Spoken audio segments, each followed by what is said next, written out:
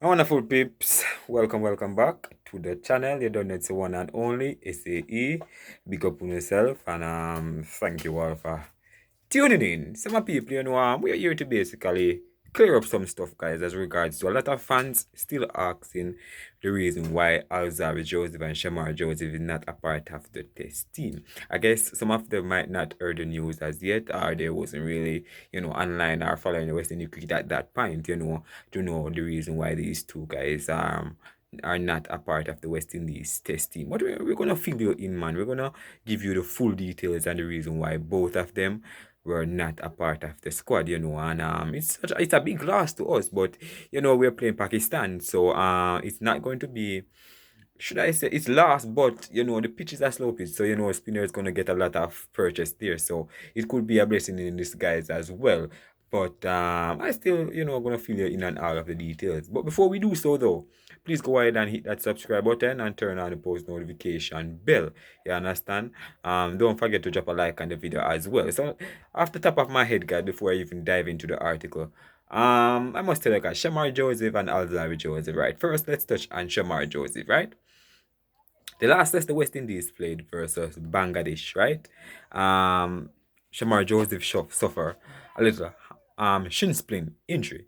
Right, my people. As we know, shin splint is something that normally happen to fast bowlers, and it's something that really set them back a lot, in their career, We have known since two players since far have known got it, is Shamar Joseph and Obed Mackay, One point Obed Mackay was at the top of his game, my people, and that shin splint really came and really affect his career, in West Indies colours, He hasn't really been a mainstay in West Indies cricket from that point up till now. So we know that is something that the therapy or whosoever responds to Joseph need to work on, and help him get over it. So that's the reason why he wasn't a part of the test squad. They're saying that he needs rest. So they give him a little break because the last couple of tests the West Indies played, he was a part of the test. It wasn't like he has one against Australia, I think, with the ball. He used the one that he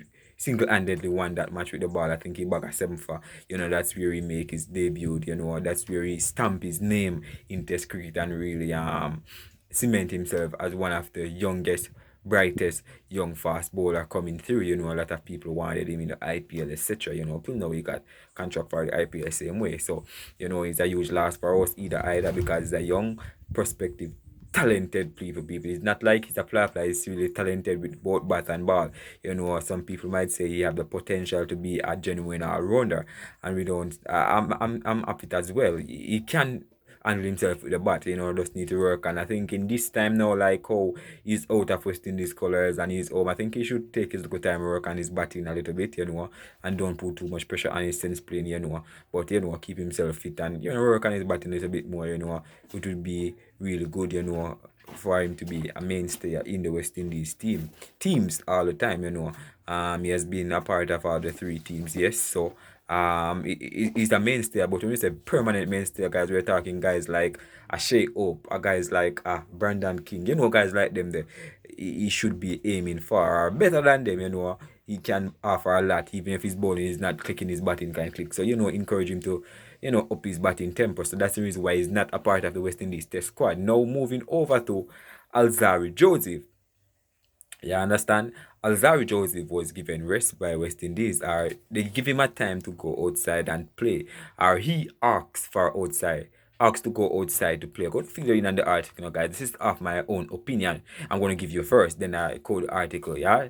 So I think, Shamar Alzarri Joseph has been a loyal servant of West Indies cricket, Yes, it ups and downs, guys, I mean it, he was really, sometime couple months ago, guys, his behavior has really gotten out of hand. I don't know that's the reason why they come up with a story that you need to go outside and spread your wings or something like that. But he was contracted, and he He's currently playing, I think, in the ILT20, my people. So, that's the reason why he was named, he was. And they said in the article that he has prior arrangement before that. So, he was already booked. But we understand how things operate, right? So, let's dive into the article now, my people, and let's hear the full details and why both of them were not a part of the test team. So, I'm going to explain why, right? The two Pacers featured in both matches at the two test series against Bangladesh in late 2024, but neither were named in the squad for the upcoming series in Pakistan, which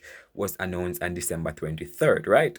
This is despite both players being among the first recipients of multi-year contract or central contracts, from Cricket West Indies 3 months ago.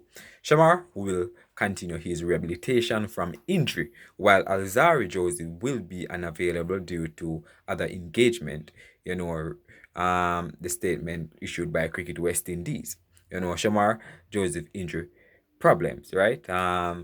Since leading the West Indies to victory with a magnificent 7 for 68 people against Australia at the Gabba last January, Shamar has struggled to stay consistently fit.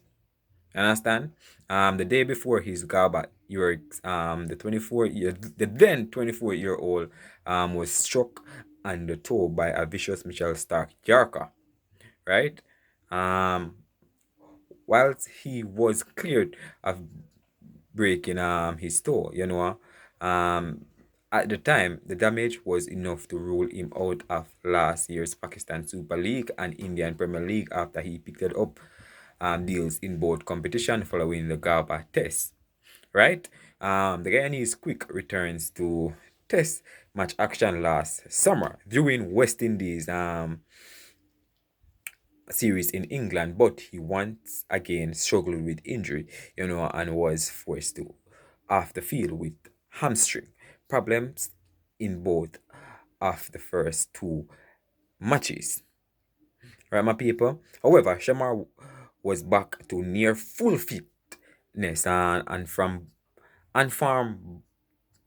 fitness and farm for both West Indies series in their home summer. He took a memorable fifer on his home ground against South Africa before he featured in both test matches against Bangladesh. There was also a deal for him in the SA20, snapped up by Durban Super Giants in the auction. Despite that brief spell of fitness, Shamar once again find himself on the sideline, people, and it's really hard, as a youngster burst breaking in guys into the cricketing fraternity or the cricketing money making part. You understand? And injuries been rocking you. It's really difficult. I can tell you, as a young man, you really want to spread your wings, you really want to accumulate as much as you can. But it's never too late. He's what, 25 now? 24, 25 this year. So he still have time. You understand? So let's continue, my people. The latest issue causing him problem are shin splints. He picked it up during the draw series with Bangladesh. The injury also ruled him out after following limited over series and means he is unavailable to fulfill his deal in SA20. You understand? So Alzarri Joseph now, people. Alzarri Joseph franchise contract. So as I said, different engagement, that they were saying that, he has to play in franchise league and reiterate it. You understand? So West Indies are no strangers to losing players to franchise cricket. With Joseph, the latest loss they are having to cover. Right? The Antican is in the UAE where he features for the Mumbai Emirates, in the ILT20. He took 1 for 29 in the tournament opening game earlier this week as Mumbai Emirates, who are defending champions, lost by 1 run against the Dubai Capitals. Right? This is not the first time Joseph has missed international fixtures. In recent months, the fast bowler was suspended for 2 games by his own side's management during recent series against England.